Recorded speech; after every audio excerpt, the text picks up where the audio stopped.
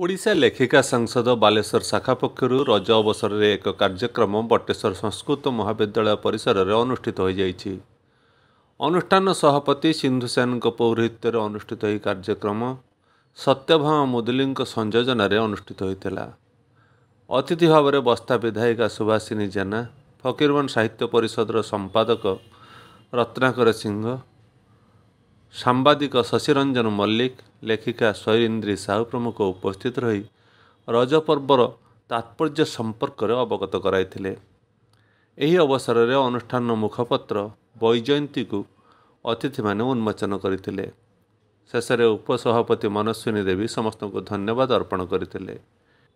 ଏହି ପରିପ୍ରେକ୍ଷୀରେ ସେଠାରେ ସଭ୍ୟମାନଙ୍କ ଦ୍ୱାରା ପ୍ରସ୍ତୁତ ବିଭିନ୍ନ ପ୍ରକାର ପିଠା, ମିଠା, ପାନ ଇତ୍ୟାଦିର ପ୍ରତିଯୋଗିତା ଅନୁଷ୍ଠିତ ହୋଇଥିଲା।